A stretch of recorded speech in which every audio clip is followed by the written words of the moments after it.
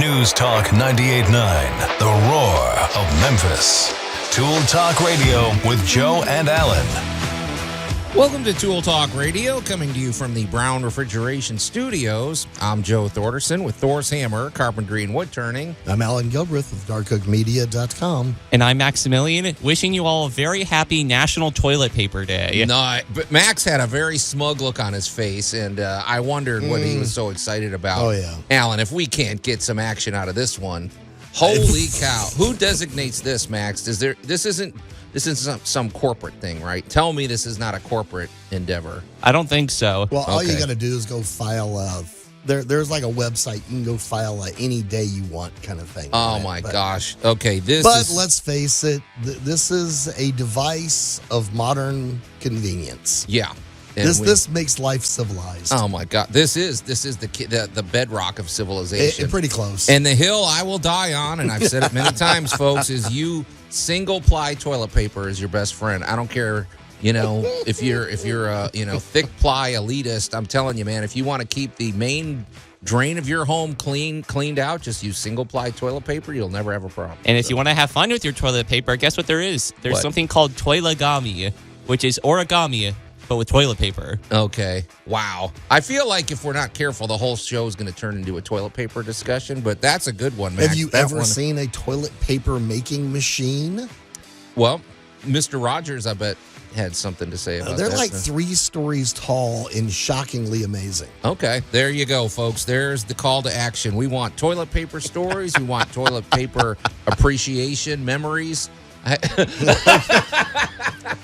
I guess. I don't know. So leaves of 3, leave them be. And I'm sure that some of the usual suspects will have, insights about toilet paper. So if you have any of those things that you want to weigh in on, get in touch with us you can call or text us at the Big M Roofing and Remodeling Hotline at 901-683-0989. And then we invite you to go digital, go over to the Tool Talk Radio Facebook page, give us a like, and check out the posts we've made over there, which I will mention momentarily, Allan. And then after you've done that, after you've liked the page and shared the page with every one of your friends that you know, then go to the News Talk 98.9 The Roar Facebook page, and you can watch the show on the Royal Retreat studio cams. And Max, I really, man, I'm digging the lighting in here. Ditch was in here earlier making a few little adjustments, and between the new paint job and the state-of-the-art equipment we have around here, Allan, it's looking good, man, I have to admit. And that Roar logo behind you is showcased very nicely. It's very pretty back there. All right, Allan, we got quite a bit to get to. We have to get to the must-have item of the week. We posted it 2 weeks ago, and we never got to it. But, time got in the way, and then some discussions got longer than that. So maybe we'll get to that earlier. What do you think? Maybe in the first half of the show. Still pertinent. Allan's week in review, his project, the project that you've been on is developing. It's developing pretty well, and good for Allan. He's also bringing us photo evidence. I've got it. Even a little video. Well, it was like 3 seconds long, but at least you're trying. So we've got that. Allan, I feel like I really got to make sure we put a disclaimer on this one. In our great moments in building history, I had to bring Allan kicking and screaming to this one. Max jumped on board pretty quick. Max, no, you got me snickering. Okay. I was going, okay. And I think we have to make a very clear distinction of what we're talking about. But then this week's Great Moments in Building History, we're going to talk about the temporary engineering marvels of Burning Man. And I'm saying right out of the gate, Allan, we're not endorsing everything that happens at Burning Man. Although a lot of stuff that happens at Burning Man I've heard is kind of exaggerated. They said there are police on the scene. You can't just do anything you want, but we're talking about the structures that they built and some of the artwork, and then even some of those vehicles people are driving around in. The notion that you can build these out in the middle of nowhere, construct them, tear them down, and leave no trace, that's pretty fascinating to me, Allan. Yep. So, and I'm sure it'll have ramifications in the home improvement world as well.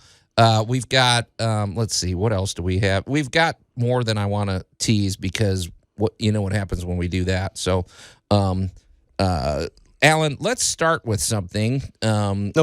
I'm gonna call you out on this. So because we also have kind of a call to action for some people. So, Allan, as we've mentioned before, we've partnered the Memphis Comic and Fantasy Convention is partnered this year with all of the Cumulus stations, all of our sister stations, and some people are promoting their business there. There's still time if people want to promote their business.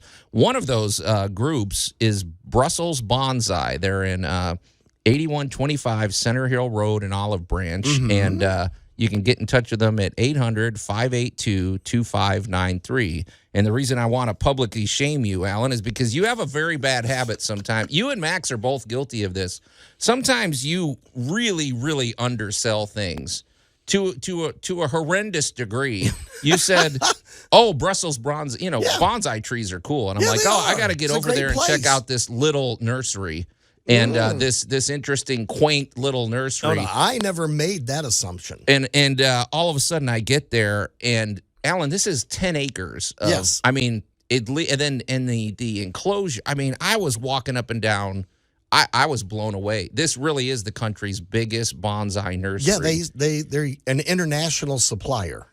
I mean, it's insane. It's really interesting to go in there too. It's kind of it's its own world, its own ecosystem, and every kind of these little plants. What I was impressed by, because they said they ship them all over the world, and I said, well, it must be pretty tricky, right? The way you have to pack them and everything. And they said these things are pretty hardy. And not really. You kind of wrap the roots. You pack some peanuts around them, stick them in a box, tape it up, send them on. Yeah. But we're really proud to have them on board, and they're excited. So we're going to have them. They're going to be jumping on Tool Talk here in the very near future. But I really just it's okay to get excited about things, Allan, and to really but I don't know. I just basically assumed you had been out there. So no. It's pretty impressive. Now, when you pull up and you look at it and you go, "Wow, this is a small city devoted to little tiny trees." They are cool. Bonsai, every kind of pruning device, every kind of tutorial, they have their own. I mean, it is the place to go if you have any interest in bonsai. So, like I said, it's called Brussels Bonsai, 8125 Center Hill Road in Olive Branch. It's very peaceful out there too. Yes. You can call them at 800-582-2593. And if you want to get involved with the Memphis Comic and Fantasy Convention, we still have a few sponsorship booths left where you can showcase your business, and it's a great way to get out there among the public. It's a very cool event coming up November 10th through 12th. You can call me directly if you want to do that at 901-921-7105. All right, I got the plugs out of the way, Allan. But no, I mean, that was something. Max is the most guilty of that, though. He has a tendency to undersell everything. So, not me. I get excited and I wear my emotions on my sleeve. But anyway, hey, Allan, we got let's get to your week in review when we come back. Okay. You're listening to Tool Talk Radio. We're going to take a quick break and we'll be right back. Tool Talk Radio with Joe and Allan. I made my first chair when I was 5, but the quality of the wood was wanting. News Talk 98.9, the roar of Memphis. I mean, no offense, Allan. You should know that the quality of the wood was wanting before you made the first cut. But no offense, Ron Swanson. He was 5. He was only 5. Give him a break. Using what he had. And welcome back to Tool Talk Radio, coming to you from the Brown Refrigeration Studios. I'm Joe Thorderson with Thor's Hammer, Carpentry and Wood Turning, here with my buddy Allan Gilbreth from darkoakmedia.com and our pal Max over there behind the glass. You can call or text us at the Big M Roofing and Remodeling Hotline at 901-683-0989. We also invite you to scoot on over to the Tool Talk Radio Facebook page and check out the action over there. I've made a couple posts, Allan. One is regarding our great moments in building history. Some pretty interesting pictures up there, all about the constructions and artwork of Burning Man, which I'm waiting for the feedback on that. After you do that, scoot on over to the News Talk 98.9 The Roar Facebook page and check, and you can watch the show on the Royal Retreat studio cams. So, hey, Allan, we're going to mix it up a little. We are going to get to your weekend review, but first, we've skipped this for 2 weeks. So, let's get to our must-have item quickly because I guess there's a link, right? There is a connection. Crossed over. Yep. Well, and it's up on the Facebook page. Absolutely. Folks, so. Welcome to a new class of device. They're somewhat recent on the market, and it is a power inverter. Right. Not to be confused with what Luke Skywalker was shopping for at the Tashi station of a power converter, right? I don't know. He might have. I don't know. All right. Basically, in the last, 20 years, for the last 5. Right. For the rest of us, 20 years, we've all been converting to battery-powered tools. And they have really grown up quite a bit. Right. So now somebody has had the genius idea, and this is most of the companies across the board, that take your 18 or 24 or 40 volt battery, slap it on an inverter, and now you can just plug in your house device. Well, your I feel 120 volt house device. You need to describe this because people are probably thinking, oh, it's probably the size of a suitcase or something. This thing is smaller than your hand. That's what's interesting. So- how much juice will this thing hold? Like how much can you it will power run with a this? fan on a standard 18 volt battery, on just a 2H 18 volt battery. It'll run a fan for about an hour. Okay, that's not bad. So it could easily run your computer, Oh, charge your phone. Yeah, lower volt. I was using a high power The fan use fan. uses a lot of I was using a juice. big fan. If you plug this thing into a smaller device, like you were recharging your cell phone or you wanted to run a laptop or something like that, Yep. you could get anywhere from a couple of hours to a day, depending upon your battery charge. This seems like something like this needs to be in every home, don't you think? I mean, Oh, I mean, absolutely. yeah, it's like This was just one of these things. Well, for instance, on I'll shift over. You want to cue the music, Max? oh boy. Okay. So we're transitioning. I'll transition for you. Let's slide over to my week in review. Okay. Well, you He's threw thinking it at him about too it. quick, I know. Allan. So, all right, that was The humanity.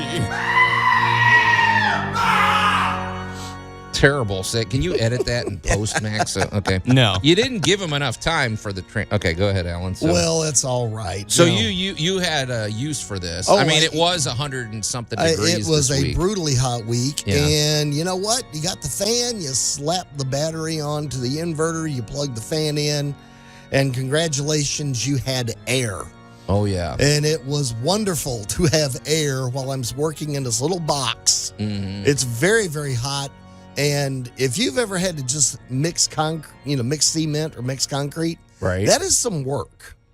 Oh yeah. yeah. I'm not sitting out there with the little concrete truck.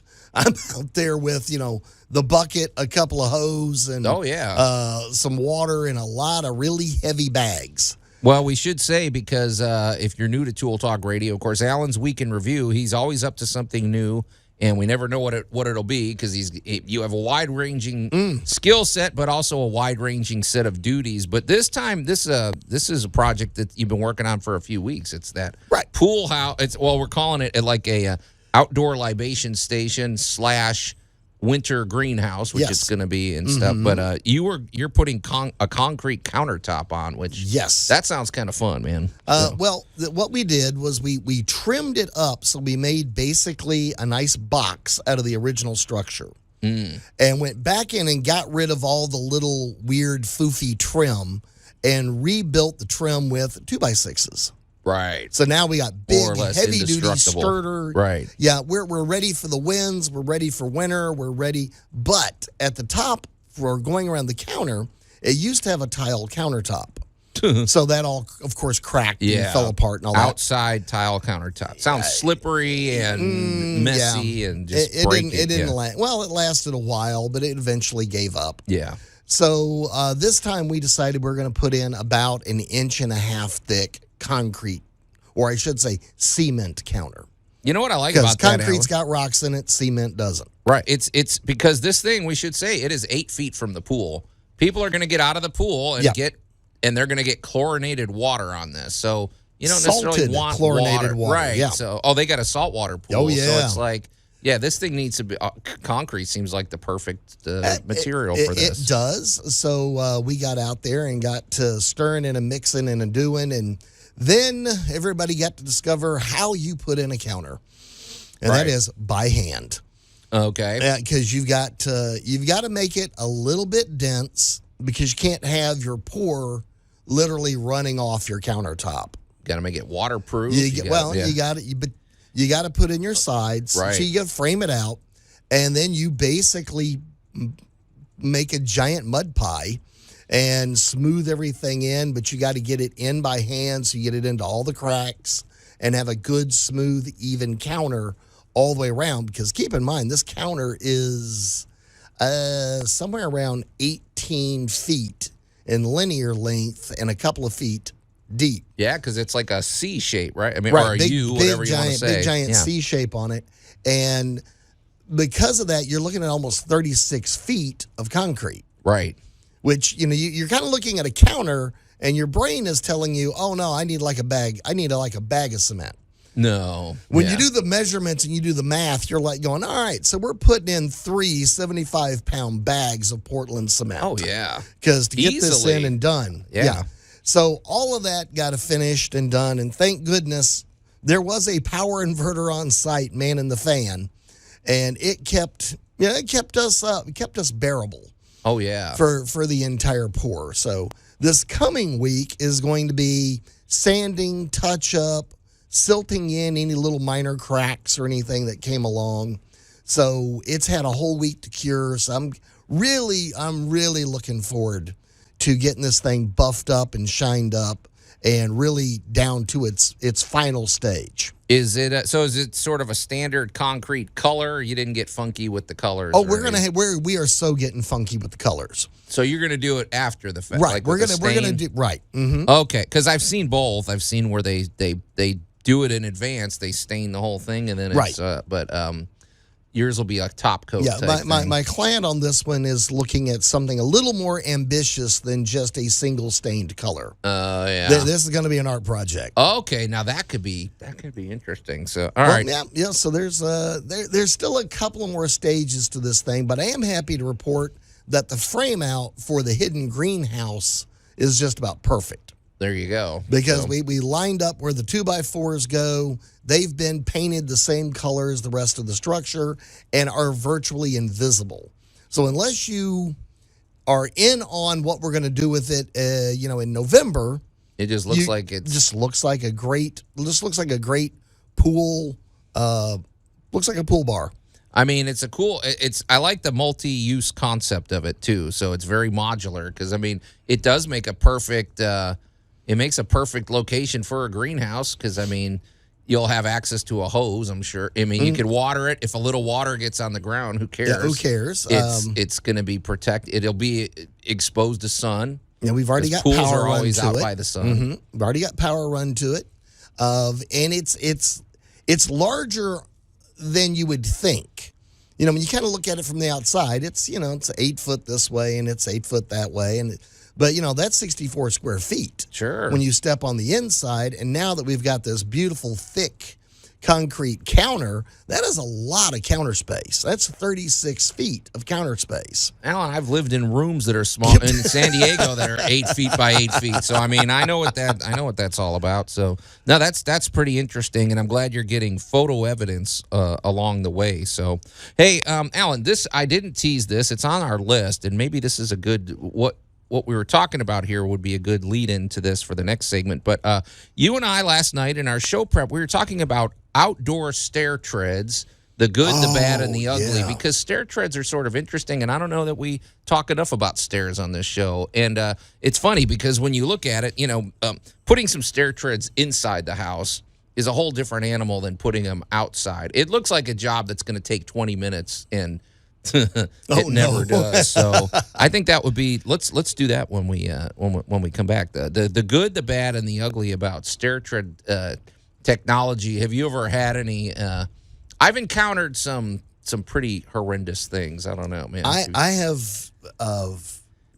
I'm going to have to say I've been called in on the results of some truly horrible installs. Right. I think that's what it is, too. And it usually involves water. Water pretty much is always I don't know, just not maybe they didn't have a level on them on the job site that day or something. So, but, stair treads take a little bit of thought, and there's something to think about. And I don't know. It's an important discussion, and we need to visit with that when we come back. So you're listening to Tool Talk Radio. We're going to take a quick break, and we'll be right back. Tool Talk Radio with Joe and Allan. News Talk 98.9, the roar of Memphis. Okay. I'm trying to, never mind. Allan, I don't know what to say about that other than, I guess it's better than swearing to do that. When you hit your hand with a hammer and, just give out the old grunt. And welcome back to Tool Talk Radio, coming to you from the Brown Refrigeration Studios. I'm Joe Thorderson with Thor's Hammer, Carpentry and Wood Turning. Here with my buddy Allan Gilbreth from darkoakmedia.com and our pal Max over there behind the glass. You can call or text us at the Big M Roofing and Remodeling Hotline at 901-683-0989. We also invite you to go to the Tool Talk Radio Facebook page and check out the posts we've made over there. Like the page and share the page with all of your friends. And then, while you're on Facebook, scoot on over to the News Talk 98.9 The Roar Facebook page and watch the show on the Royal Retreat studio cams. So, Max, you said we've got, we should note, Max let us know that today is International Toilet Paper Day. And, that's obviously going to be out there on the table all day. If anybody has any thoughts or, salutes to toilet paper or anything. Fond memories of their old Sears catalog. If you were a high school cheerleader and you went and toilet papered the football player's house, is that a thing out here? They did that where I grew up, Allan. No, that was sort of a thing. Okay. But, Max, you said somebody weighed in on this. Who do you think? Yeah, I think I can guess. Okay. So what do we got on the text line? Well, the old agent said when Seth Wheeler patented the toilet paper holder in 1883, he defined the correct way to hang the roll, which is over the top. Okay. Now, I think we're all in agreement with that, Allan, because, nothing irritates you more than when you get... Now, this is a divisive issue. I'm sure there's some people that say that the correct way is to have it from under the bottom, but I think over the top is the more approved way. I know that's the way I like it. What do you think? Back in the 70s, Holiday Inn officially dictated that all toilet paper rolls would come over the top. Okay. And the Hotel Motel Association in the early 80s agreed toilet paper should be hung from the top. I mean, I think there's many reasons for that too, and it's not just I don't know if for a hotel, when you get in there, they have that nice little fold on the top with the point. So aesthetically, it's better. But what do you think, Max? I think there's a lot of good reasons for this. So. I mean, I agree with you, but I'm also wondering if the way you hang your toilet paper is a Rorschach test of your personality. Oh, I think it is. See, I think hanging your toilet paper on the inside is a passive-aggressive move against your guests, because here's the thing, Allan. If you have the toilet paper going over the top, you have just made the end of it a good 5 inches closer to the person, which is much more convenient. When you have it underneath, for one thing, you can't see where the thing is. You're sitting there spinning it around, trying to access it. I think I do. I think there's a passive-aggressive nature saying, get out of my bathroom. No, I think you owned a cat. Oh. For some bizarre reason, if you put the toilet paper over the top and you've got a cat, they get in the bathroom, they think this is now an aerobic workout, and they get that baby spinning, and of course the toilet paper completely unrolls. If you've got a cat that likes to play with the toilet paper, if you hang the toilet paper backwards so it goes down the back, when the cat spins it forward, it just flaps. It doesn't unroll the roll. I think you could make the case, sorry, Allan, but you went down this rabbit hole. If a cat, especially if a cat has discipline without putting their claws out, I think you could make the case that it will be easier to unroll it against the wall because you're pushing against the wall, you're sliding it down. But it's the direction they spin it. They're going to spin it towards them.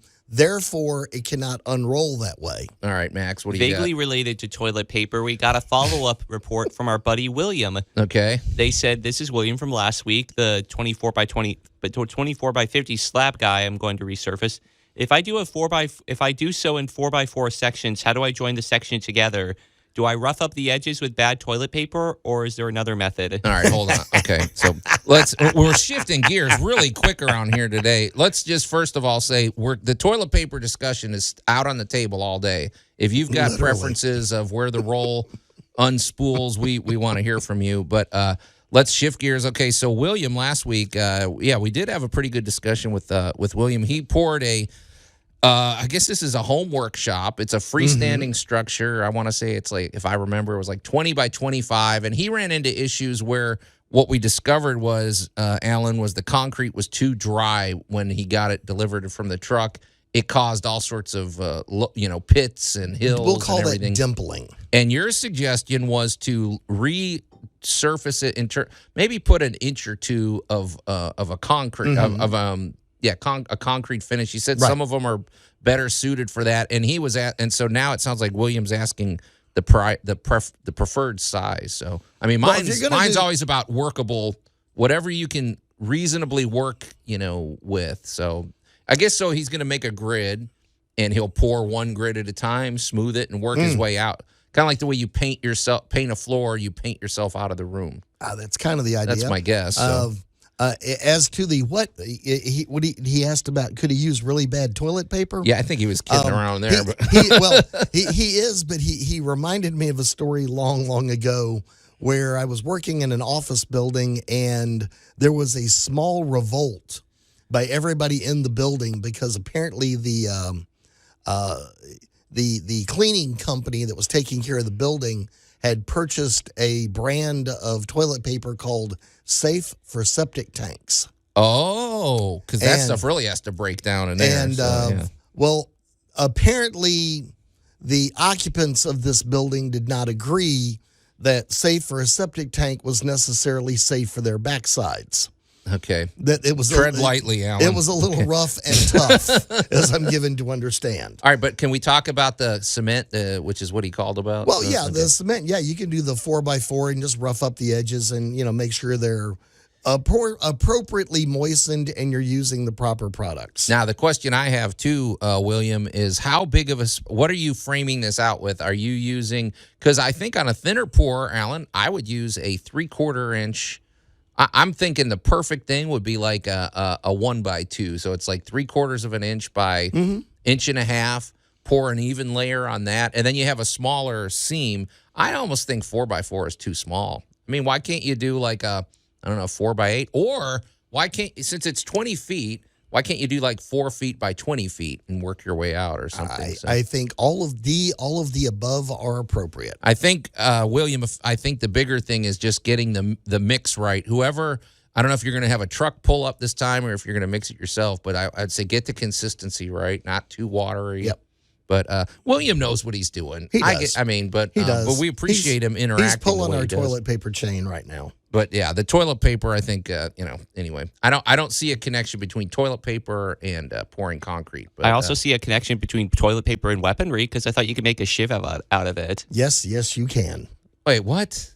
Never mind. Is this prison yard? He is actually science he is or what? actually prison yard science. Yes, you can condense toilet paper back down hard enough to actually make it a rigid substance. And I know it's a tangent, but it's just because I'm a weaponry fan. We're going to stop the conversation there, Max, so we don't get sued or inspire any bad behavior. So, who would never make something out of that, who would never use toilet paper inappropriately is our good buddy Larry Brown with Brown Refrigeration. He's going to love that. that. Yeah, he'll love that. He's going to intro. love that lead in. Yes, edit that out after. We'll be getting a call. No, but talk about the proper use of every technology at his disposal. That is very true.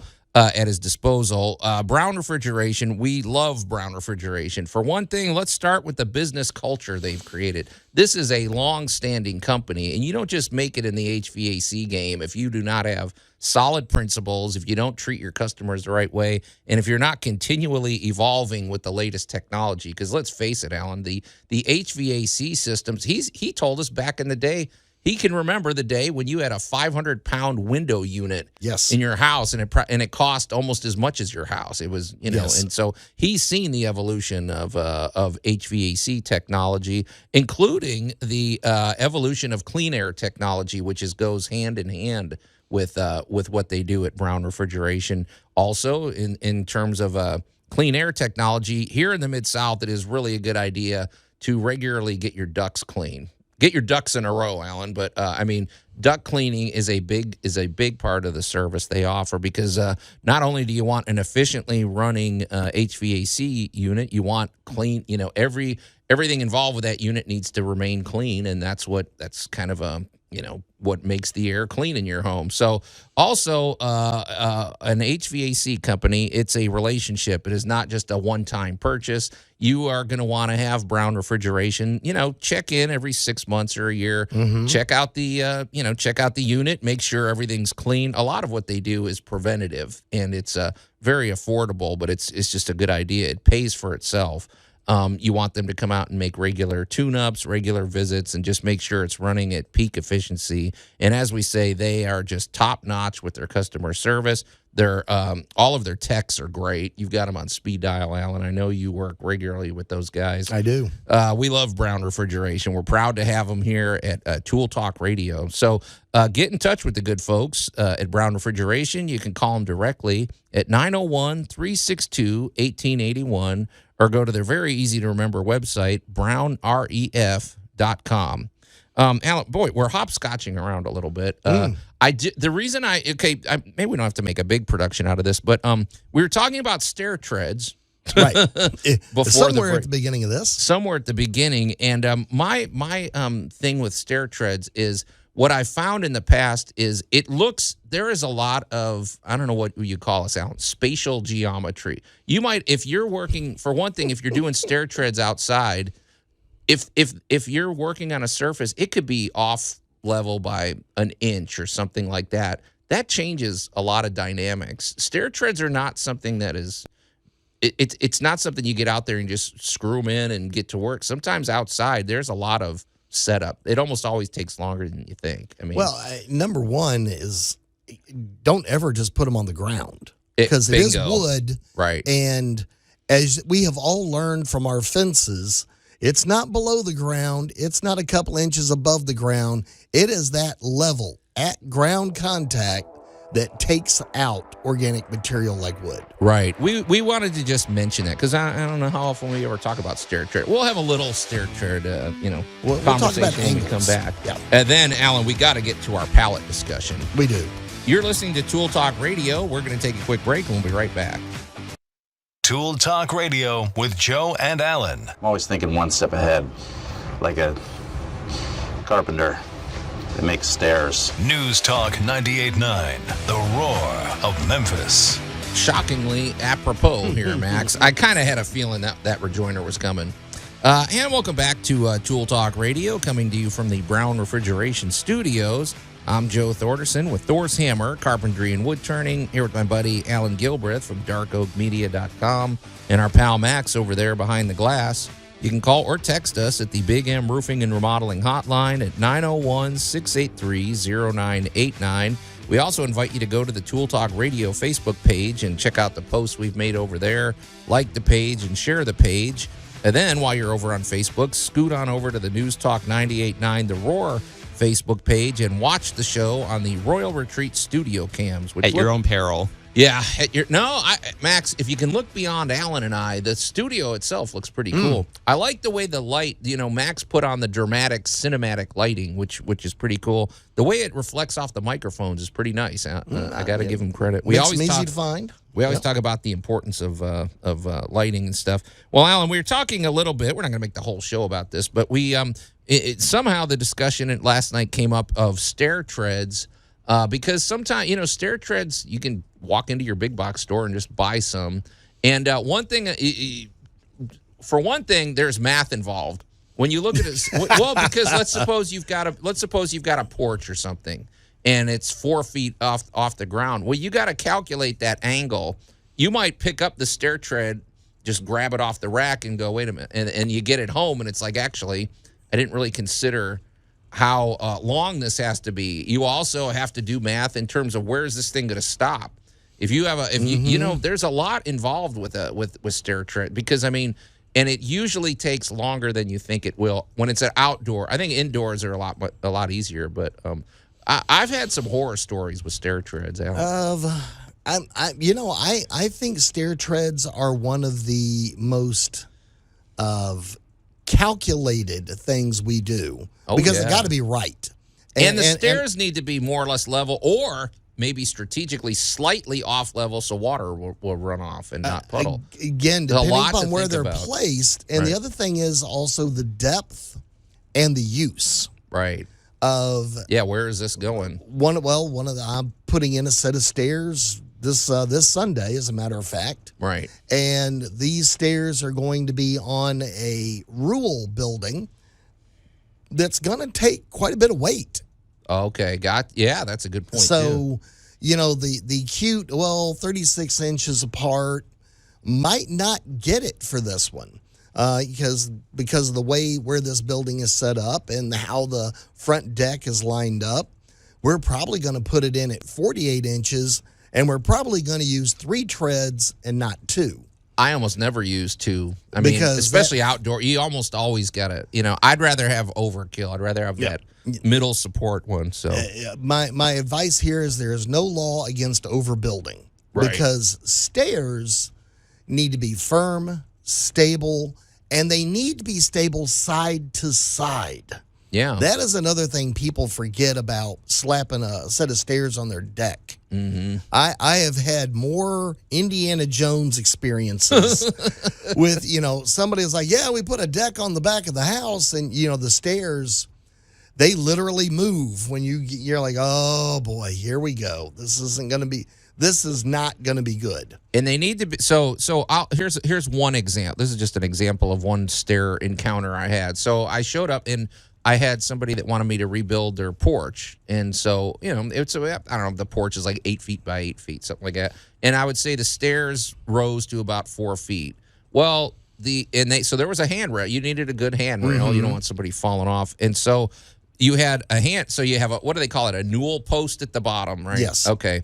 And all of that is made of wood, and it's going up against the ground. So you can't. What had happened before is somebody stuck the stair tread and they just rested it against the ground. So it sank and then it rotted. Yep. And it was like a death trap. I mean, so now but apparently they had built They had built the porch with those, okay. So I had to come back and more or less retrofit everything. And what I had to do too, because the ground wasn't level, I came up with what I thought was sort of a nifty solution, Alan. I used, like a paver stone or something like that.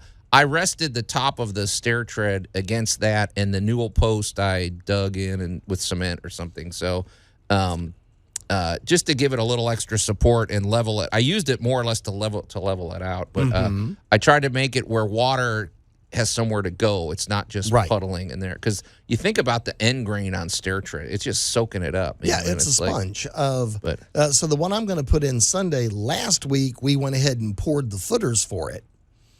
So we built little, so I was thanking William for Saturday's conversation about concrete. Yeah. As, Sunday morning I'm out there going, well, we need to pour footers. Right. So and again, think about that angle of walking. Mm-hmm. And as you get older, that angle of walking makes a lot more difference. And also the depth of the stair tread makes a huge difference, because you need to be able to comfortably, and as I like to say, if you can comfortably go up these stairs carrying a bag of groceries, you've got a good set of stairs.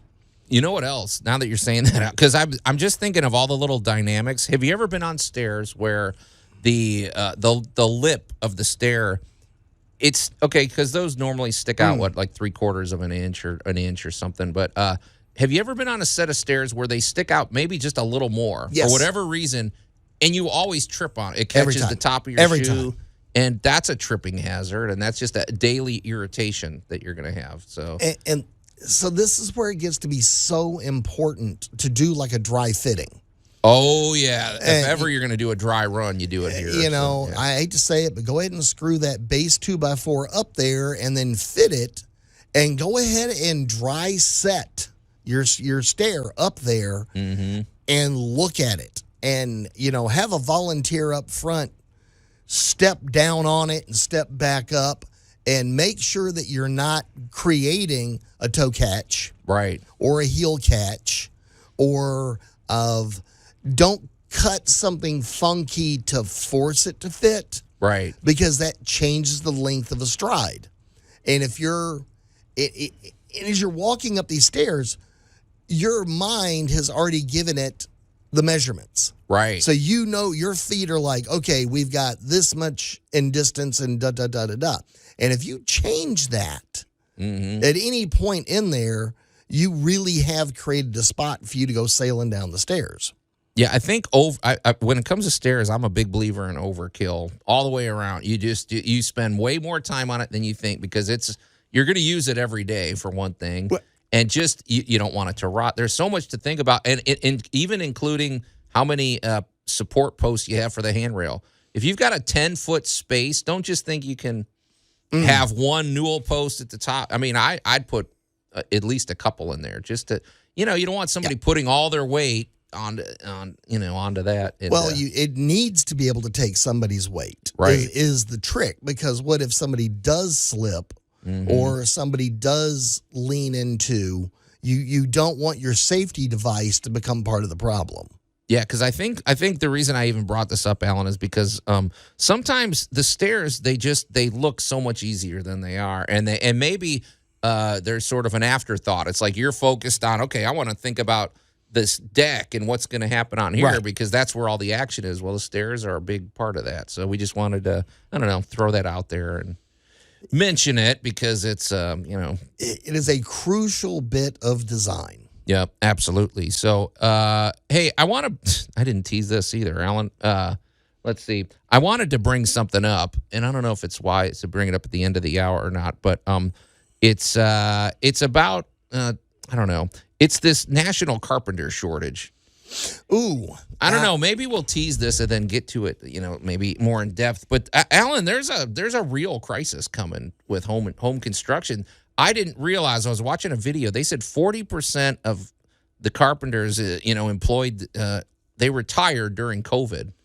That's a pretty big deal. And I don't think we're in any position anytime soon where robots are going to do the job of carpenters. So I don't know, man. I know there's a lot of 3D printing going on, but you still need a good carpenter, or at least a good rough-in carpenter, right, to make sure that your building structure is aligned properly. Yeah.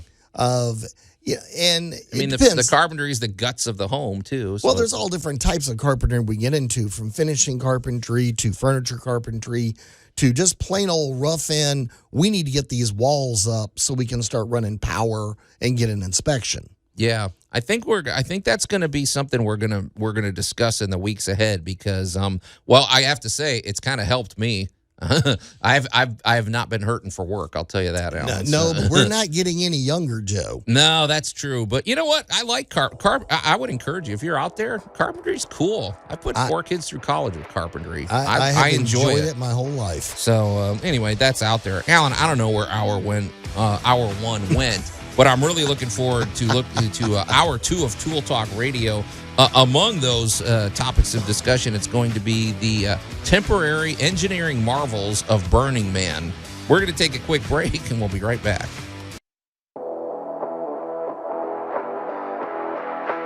News Talk 98.9, the roar of Memphis. Tool Talk Radio with Joe and Allan. And welcome to hour 2 of Tool Talk Radio, coming to you from the Brown Refrigeration Studios. I'm Joe Thorderson with Thor's Hammer, Carpentry and Wood Turning, here with my buddy Allan Gilbreth from darkoakmedia.com and our pal Max over there behind the glass. You can call or text us at the Big M Roofing and Remodeling Hotline at 901-683-0989. We also invite you to go to the News Talk 9. First, go when you get over to Facebook, go to the Tool Talk Radio Facebook page. Like the page, share the page, and check out all the posts we've made over there. And then scoot over to the News Talk 98.9 The Roar Facebook page and watch the show on the Royal Retreat studio cams. And I have to say, Allan, the studio cam, the lighting, the new paint job, everything looks pretty slick in here, man. Pretty looking good on. I can't. You and I, whatever. Well, there's only so much can't I can account do for with that. us, but we've got a lot to get to, and we've already kind of been all over the map with our discussion. Max really threw an interesting dynamic into the show today by letting us know that today is International Toilet Paper Day, and personally, I threw the gauntlet down there. I said any civilized person out there, I think, has to realize that the over-the-top installation of the toilet paper roll is the only correct way to do it. And, to install the roll the other way where the toilet paper comes in from underneath, I think is just an act of passive aggressiveness and cruelty to all the guests in your bathroom. But that's just me. If you've got a thought about that, we'd love to hear from you. So, hey, Max, you said, because Alan, we got a lot of topics to get to, but the text line has been going pretty good. What did Agent 732 have to say? So. The first modern toilet paper was seen in the U.S. in 1857. Joseph Gayetti produced aloe-infused hemp sheets that he marketed for medical use, like hemorrhoids. He sold them at 1,000 sheets for $1, which translates to about $35. His product didn't take off, though. It wasn't until 1890 when the Scott brothers began marketing toilet paper rolls they called the Waldorf rolls that the idea took off in the States. Okay, so 1850, isn't it something? What? I don't really want to ask too many questions, Alan. I'm just sort of wondering what happened before 1850. I mean, I don't know. Well, that's a long stretch of history without toilet starting paper. in about the 1700s. Our Tread most lightly, popular sir. version of toilet paper was a corn cob. Yeah. Okay. It was a dried and softened corn cob. Okay. And coming up between 1850 and the Scott brothers was the non-shiny version of the Sears catalog. Okay. People really, let's just say they enjoyed reading the catalog. Yeah. Okay. So- That's all I'm going to ask about that, Alan. Other than I'm thinking there's a lot of chafing and a lot of other problems in the world. As I have before said that a million times, history did not smell good. I want to put something out there too, Alan. Based on a recent discovery of ours through our in-depth investigations, we learned that Agent 732 is a he. Big surprise. No, well, we still there's don't a know shocker. who Agent 732 is, but there was something revealed that's a little top secret. So from now on, when we address Agent 732, we can affirmatively say he sent this. So I figured that's good to do. That's a good reveal. It's a good reveal. Hey, Max, somebody else chimed in on the text. Is it a follow-up? Follow-up, William. Okay. They asked probably 1x2, 2-inch thick, small enough sections to use the 1 or 2 bags of grout. Can I add that grout to that grout a decorative stone and make an exposed finish? Will 2,000 psi grout be weakened by adding the stone, keeping in mind this is a shop floor? Okay, if you're just tuning in, William, thanks for getting in touch, William. William's got basically an issue where his shop floor, he poured a brand new shop floor. It's an outdoor structure. The surface of it is wavy. It's got hills and valleys because the concrete they sent over was too dry. And Alan, your suggestion last week was to put a thinner set, maybe inch and a half layer, and so our suggestion was maybe put a 3/4 inch by inch and a half strips. And now he's trying to get fancy. So Now he's trying to get put. fancy. So what do you? He's calling it grout. It's still Well, cement. he's using a 2,000 psi. So basically, what he's got is a cement, Okay. and cement is always weaker than concrete Yeah, there's no. because it doesn't have substrate. Right. So There's he no wants rocks to in there. add. He wants. Right. Well, now there's the real kicker. He wants to add a decorative stone to his 2,000 psi grout/cement, and so you're going to be adding a stone to it. You're going to be adding a substrate. And I'm sure he's wanting to add it at the surface so he can create a textured. cool finish. You're already using 2,000 psi. It is a shop floor. It's not like it's going to get heavy foot traffic, specifically heel traffic. Well, It's going to get industrial traffic. So if you've got a stone sticking up, right. it's going to get hit.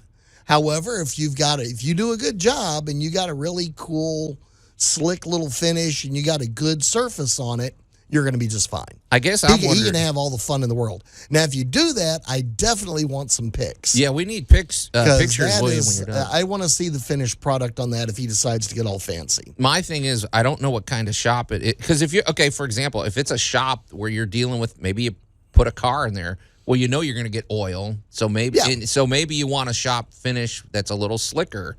and maybe you put some mats around so you don't slip or anything. And then, but if it's a wood shop or something, you might want a little more traction. So maybe a broom finish. I don't know. There's a lot of variables. There's a lot of different things. William, going on here. my first question would be, how hard is it going to be to clean this? You don't want little Exactly. divots and stuff where dust and everything is going to be impossible to get out of there. So that would be my first consideration. So, hey, Allan, good text, William. We appreciate that, and keep us posted on the project. So, hey, Allan, could you keep us posted on our buddies at the Royal Retreat? Let us know what's going on over there. Well, we've been hearing from them too. People are calling. So. Yes, it's been fantastic.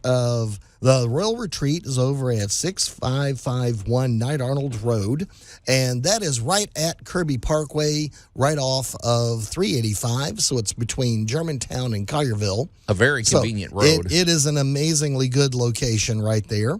And the Royal Retreat is an assisted living. They also have a senior living facility next door to them.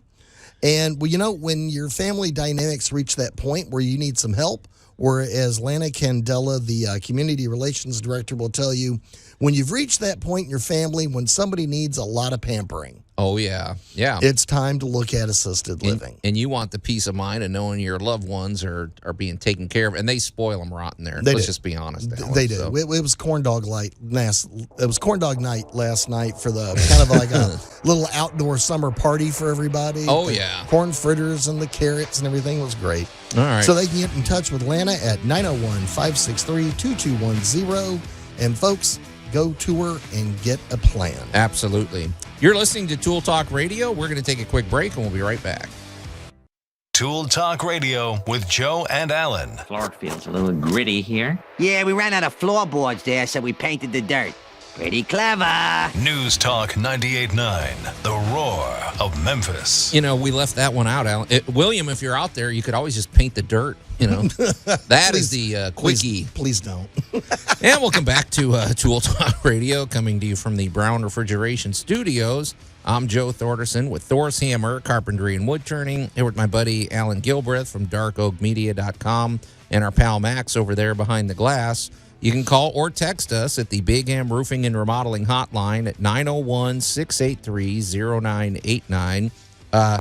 We also invite you to, first visit the Tool Talk Radio Facebook page. That's sort of a good idea anyway, once a week. See what we've posted up there, share the page and like the page, and join the Tool Talk Radio community. Then, while you're over on Facebook, scoot on over to the News Talk 98.9 The Roar Facebook page and watch the show on the Royal Retreat studio cams. And I should remind people, you can always watch it after the fact. If you're just curious at midnight tonight, go scoot on over there and watch it. It's there for the age. It's there forever, Allan, which makes me think sometimes. Yeah, it's a little scary. However, I will also point out that they can go to tooltalkradio.com. They can find us on Spotify, and they can find us over on the ubiquitous YouTube. Right. We are enshrined. There are literally years of past episodes, and we have discovered that we make amazing background noise. Well, you know, just put us on in the background, and there's not a lot of screaming, yelling, or clashing guitars, and we make great office chatter.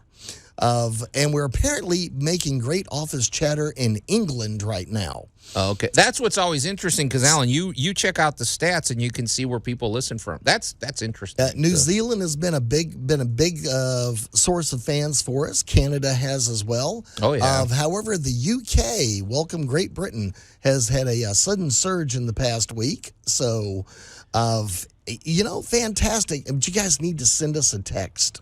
Yeah, because I'm pop thinking to the of website and communicate. Send us some pics. Ask us some questions. Well, Allan, if ever there was a country where you could say, when it comes to building, that water is the enemy, they get a lot of water out there, right? They get a lot of rain. They get fog, which is moisture. They get, so. And no matter where you dig in your backyard, you might hit a Roman bath. Right. That's just not a problem we have in Memphis. But right. I've heard from a number of my friends, as we like to say, across the pond. Right. And, some of their cities have got very, very old histories. It's cool. Yeah, I mean, it is neat. So, hey, Allan, while we're talking about the digital side of things, you may as well Last week we haven't been able to. We ran out of time. We didn't hear what was going on with Dark Oak Media, but do we want to know what is going on with Dark Oak Media? Gosh. Dark Oak Media, besides producing Geek Tank Radio and Tool Talk Radio, one of the biggest things going on is it came from the international market. Yeah. That has just been blowing up this week, and plus the haunted history of New Orleans. Also, well, I wondered when we're going to start because, Allan, for you, Halloween starts in July. Oh, yes. Now, Halloween starts somewhere in mid-November. Yeah. you take a couple weeks off, and then it's time to focus on next Halloween. So, yeah, because that's Allan travels with some weird people. Let's just say it. I mean, I'm sorry. I very happily do. So, yeah, right now of vampires, voodoo, and haunted bars in New Orleans is really hot shows. And like I said, the other big ones are it came from the international market featuring comedian Scott J. Carroll. Right. And, wow, we've done everything from, we did a Buc-ee's episode. Now, I can get behind that week. For sure. It is the taste testing of Buc-ee's jerkies. Because, they have the wall of jerky when you go to Buc-ee's. That could take a long time. It does. The big episode this past week was of taste testing hot dogs. Okay. Different brands. I can get behind who that. wins. Right. So I'm sure pretty Nathan's awesome. won that. But anyway. I will not reveal who won. Okay. We don't want to turn this into a food dude one. But yeah, check it out. darkoakmedia.com. Plenty to enjoy over Lots there. going on there. All right, Max, hit it. We've been looking forward to this all day. And now, great moments in building history. So a little peek behind the curtain, folks. When Allan and I are discussing, we have this sort of text thread that we do just to, because Allan, you might get an idea on Monday and say, hey, let's, by Friday you might forget it. So we it's better to keep it in a text form. Yep. When I texted over this, okay, first of all, Max was 100% on board with this topic. Right. And I had to really convince you because I think you had the wrong idea of my intentions. But basically what I wanted to talk about today was, all of us, of course, is I'm calling these the temporary engineering marvels of Burning Man. And depending on what video you Google I'm guessing a lot of people have heard of Burning Man. It looks like a big hippie fest. It looks like a bunch of, naked drug addicts running around the desert or something. And I want to just clarify, for one thing, I've heard a lot of that is very exaggerated. They said there's actually law enforcement on site. You can't just do anything you want. Right. Although there are plenty of activities that we do not endorse. I want to say that right out front. I don't endorse a lot of stuff that happens at Burning Man. But Allan, it is hard to not appreciate the artwork and these. It's a festival that happens once a year. It is literally in the middle of nowhere. It's in the middle of a dried up lake bed they call a playa in Nevada. It's 400 square miles. So this is plenty of space, but they're building temporary buildings. They're building art installations that are just unbelievable. I mean, things that are 100 feet tall. And I don't know. It's pretty impressive. And I feel like it's worth. We can focus on the good parts of that. Well, there are 10 principles to Burning Man. Right. First off is radical inclusion. Yeah. Gifting, demodification, big one for us. Can I? Sorry, I just want to say something. I don't disagree with some of it. Like they have one called gifting. If it occurs to you to say, you know what, it's going to be hot in the desert, I'm going to bring 50 cases of chapstick, and I'm going to give everybody I meet a tube of chapstick. That's sort of, so it creates an interesting, huge thing, an interesting environment. Now, the next two are the ones I love: radical self-reliance, and radical self-expression. Yeah, so, and they do it there. So, and they do. Then there's, of course, communal effort, civic responsibility, leave no trace, participation, and immediacy. The leave no trace is interesting because when you look at these things that they built, you're like, well, who gets to clean that up? Well, they clean up. They don't leave a twig on the ground. You would never know this thing happened, and that is fascinating to me. So back in 1986, a couple of guys decided they wanted to do kind of a big bonfire idea. Well, this is San Francisco, we should point out, too. Right. And the hippies were aging out, and they needed a new form of kind of a expression. thing going on. And so they go down to the beach, and they got the little thing and they built a wooden effigy and they basically called it the man. Right. All right. So it was just a giant. Well, all right. Let me rephrase this. Building a bonfire by itself, when you start talking about a over 10 foot tall, is an engineering marvel because you've got to get it to burn and collapse in the right way. Good point. So this is a huge, and I'm going to say this for all of my engineering geeky nerd friends out there. This is some, you want to watch somebody go into mathtopia. Tell them to design a huge effigy that has to burn and has to collapse a certain way so that it's safe. Right. It has to burn dramatically. You don't want it to. You talk about pencils, chalkboards, and chalk going crazy. And that is what they did. Right. And that was basically your very first Burning Man. Right. And since then, this thing has grown. It's kind of the engineering math nerd version of Dragon Con or Comic Con. Well, it's like, huge. The first, because the on the one hand, it was people just wanting to get together and do something that, you could call this, I suppose, performance art or something like that. And then they decided, well, for one thing, they got kicked off the beach because you can't just burn things willy-nilly at a public beach. Yeah. The fire department shut it down. So they said, okay, well, let's go to a place where we can't possibly interfere with the wildlife or create a bomb, burn the village down. So this place, there is no life in the playa. Am I wrong, Allan? There is nothing there. It is, it's no pretty birds, much out in the desert. It's It's about 100 miles from Reno. It is technically a place called Black Rock City. Right. And it's just out in the middle of the Nevada desert. So really, honestly, if you want to stay up all night, just doing your thing, the music, and there's no neighbors to bother. No. The party is here. Burning Man is literally a small temporary city. Yeah. So the logistics. A week long. That's it. It's a week long. Well, it's about a month beforehand and a couple of weeks after, because this has really grown into radical self-expression. Of a lot of people spend all year getting ready for this. Oh, you have to. When you look at these structures, especially. And I'm going to mention like your local neighborhood fair. You think about like the rides. Well, those rides have got to break down, lock up, and be transportable. Right. Now, let's put that on steroids and make that Burning Man. Yeah. And because we're going to move an entire city out to the desert with no infrastructure. There's no plumbing. There's no electricity. Everything has to come with you.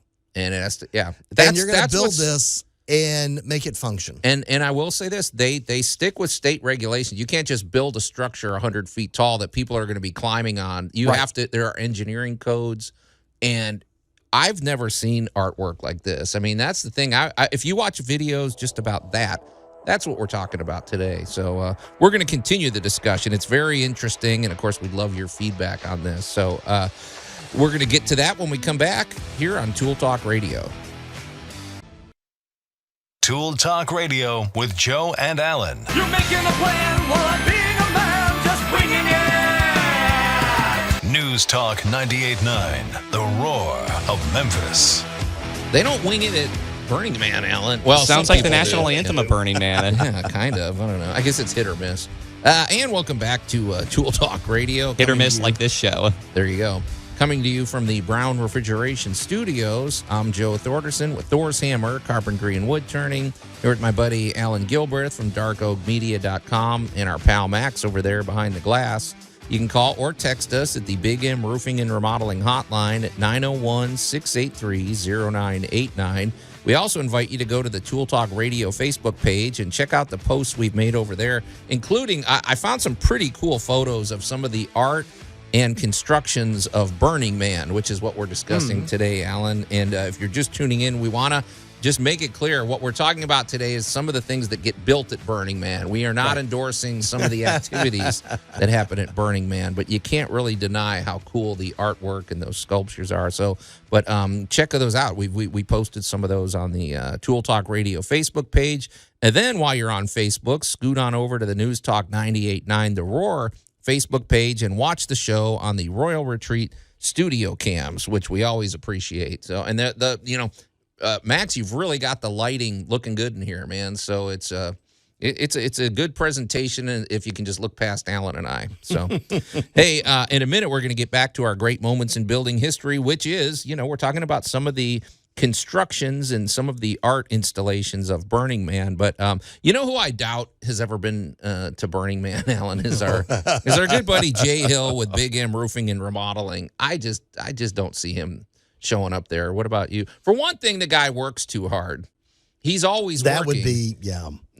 I don't know if that's the only reason, but anyway. But when it comes to the exterior protection of your home, you cannot do better than Jay Hill with Big M Roofing and Remodeling. From top to bottom, the roof, of course, the roof is sort of the cornerstone of his business, but it also involves the gutters, siding, windows, basically from top to bottom, the exterior protection of your home. And when it comes to that, especially when we're talking about the roofing, you want somebody that deals with the latest technology. You always look at roof and you don't think of technology. There is a lot of technology involved in that, Allan, when it comes to what it's made of, the way it functions, the way it interacts with your home. I mean, like we said, I have a Big M roof at my house. You do too. My utility bill has been noticeably less since I got one. My roof runs way cooler than it used to be. I've smirked a few times during a couple of storms. Yeah. Oh, yeah. Exactly. Yeah, so go ahead. Keep raining. Jay Hill works with GAF. That is his exclusive provider for roofing systems because GAF is always at the cutting edge of roofing technology.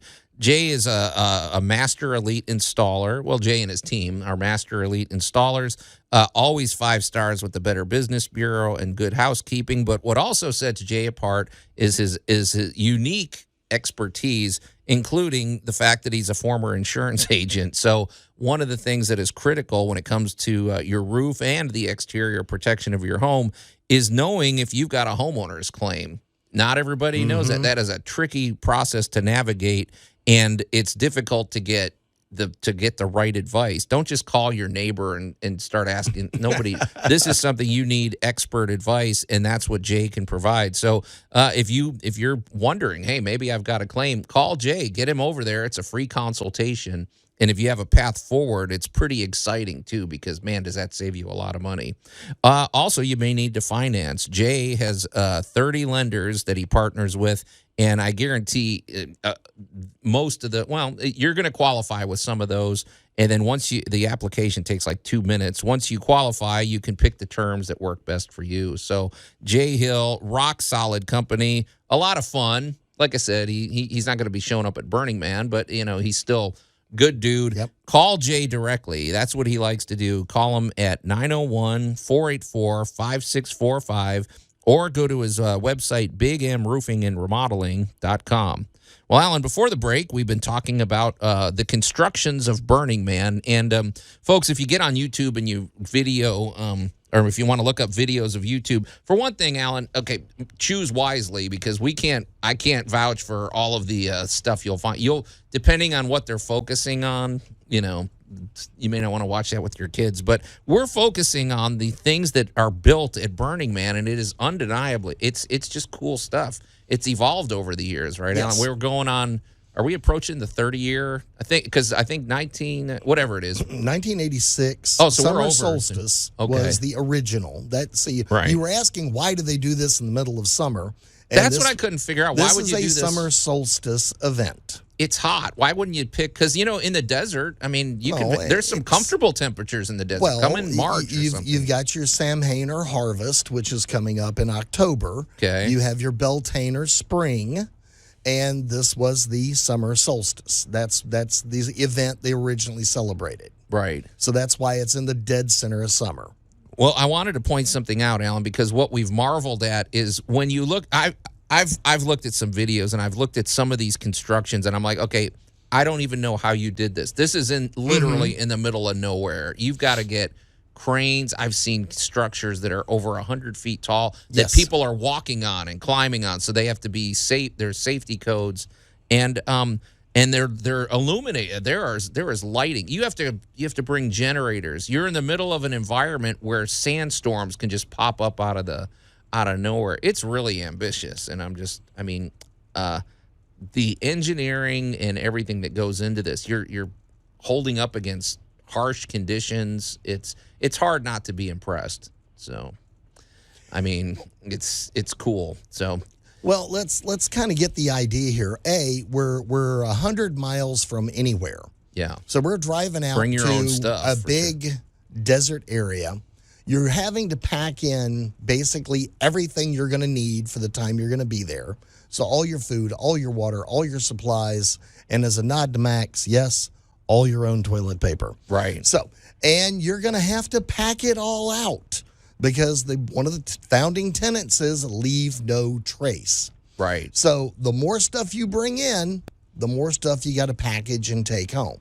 Now, you were asking me off air a little bit about some of these more elaborate structures. Right. And they are built modular, and the internal frame of the structures are reused year to year for a lot of these different companies or different performers or different features at Burning Man every year. Now, what you do, though, kind of like we'll pick on Mardi Gras because everybody knows Mardi Gras.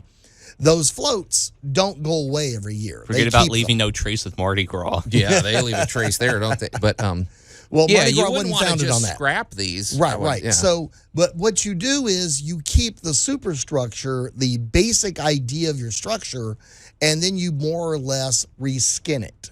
Right. So, what other feature are you going to add to it this year? What are you going to change? What's going to be your theme?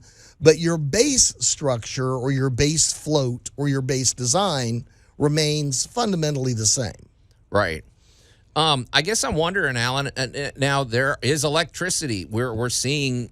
What are they doing for that? Like, where are you getting generators? And They're getting generators. So are these gas powered? Or are they gonna be? I mean, I work with a diesel generator that's 850 watts of all the time, and that baby on about 1,000 gallons of diesel is good for about 3 days. Okay. So yeah, there's a lot of logistics going on. So if you were at the site a week before it happens, all right, well, I'll pick on one of the festivals we have here in town.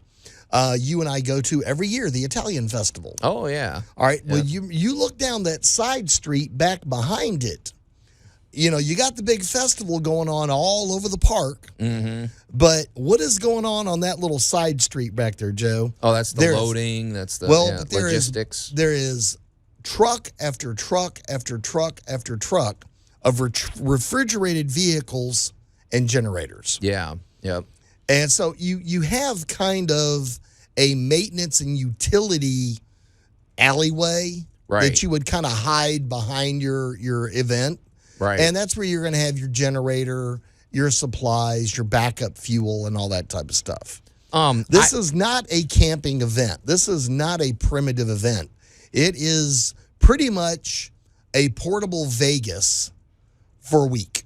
Well, I was watching. It's reminding me too, Alan, because now Burning Man isn't technically a music fest. They get musical. There's a musical element, but there's no organized whatever. Right. But I remember watching a show on Netflix, and it was all one of the episodes had an artist, and she designs like all of the huge stages for like U2 and Beyonce and all the really elaborate. Well, they have to build these and tear them down and move them to a new city and everything. And she was talking about she really enjoys the temporary nature. Like her big thing is to make an art installation and then either just tear it down or move it or something. And she likes that temporary nature. What she says is sort of a reminder of just the way life passes us. Sometimes we don't live in the moment. All we're doing is thinking about the future or the past or something. And Burning Man and things like that, I don't know. It's a good way to reflect and just live in the moment and appreciate unique structures and art and stuff. So that part of it I can really get behind. Well, and you also have and again, I'll pick on the Italian festival that we have here. Every year it's a different festival.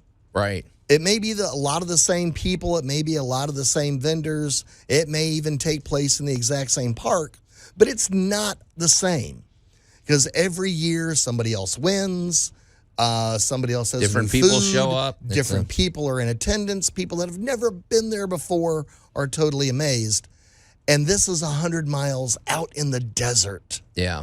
And it is a lot of people. At any given moment, there are 20,000 some odd people present during the entire build-up, Burning Man, and breakdown stage. That's a lot of people 100 miles from anywhere. Yeah, I think that 70,000 was the last.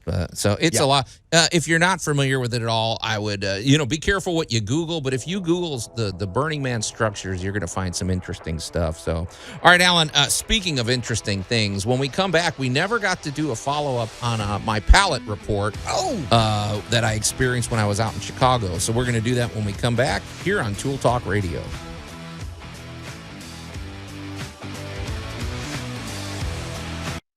Tool Talk Radio with Joe and Allan. 'Tis but a scratch. A scratch? Your arm's off. News Talk 98.9, the roar of Memphis. Yeah, I mean, if you think you're leaving work early just for that, you got another thing coming. Forget about leaving no trace. Yeah, no kidding. And welcome back to Tool Talk Radio, coming to you from the Brown Refrigeration Studios. I'm Joe Thorderson with Thor's Hammer, Carpentry and Wood Turning, here with my buddy Allan Gilbreth from darkoakmedia.com and our pal Max over there behind the glass. You can call or text us at the Big M Roofing and Remodeling Hotline at 901-683-0989. We also invite you to go to the Tool Talk Radio Facebook page and check out the posts we've made over there. Some pretty interesting things on there, Allan. Some pretty cool pictures that we posted from our earlier discussion of the temporary structures and artwork of Burning Man.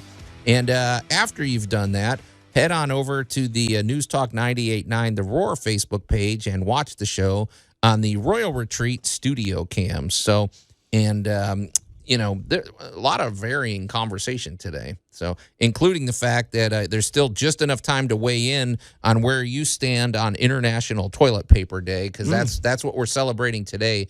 Allan's having a big party later at his house to get to commemorate the day. So, but hey, Max, let's shift gears, my friend.